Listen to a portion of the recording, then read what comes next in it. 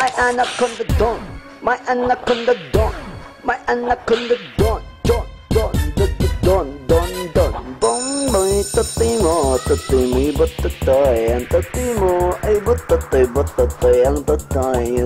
Keeping up with Elsie, episode number 1, The Gym. Ang una nating gagawin ay kukuha tayo ng mattress para tayo magdilandi. Mag-stretching.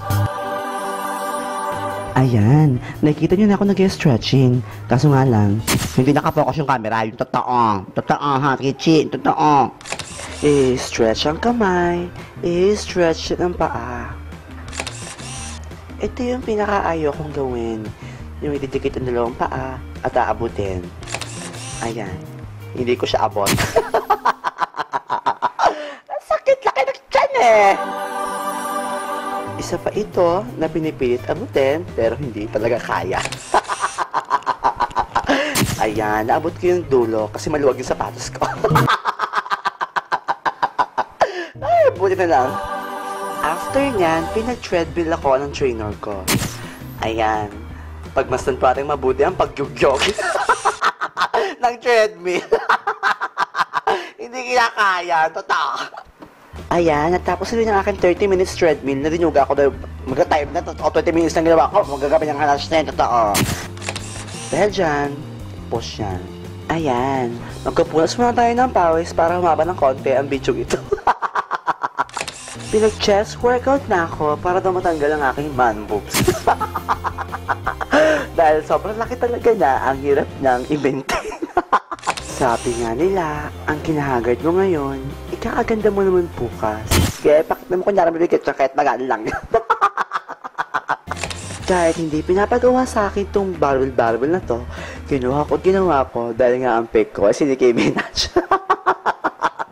Manaconda doon!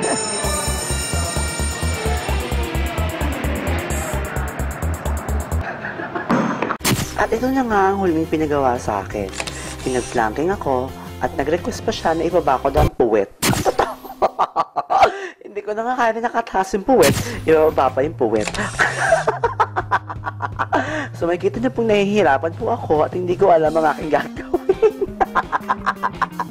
Ang hirap magpapayat, nakaka-imbierna. At dyan na nga natatapos ang ating kayaw-yawan sa gym.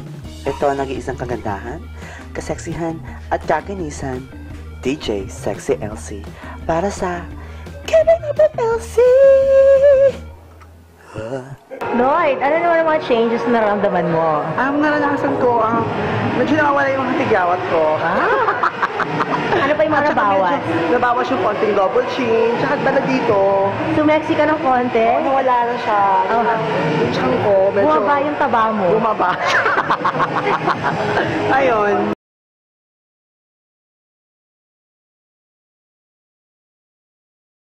Tandaan ninyo na falling out of love is different from falling in love with another person. Malambit pera, putong masarap!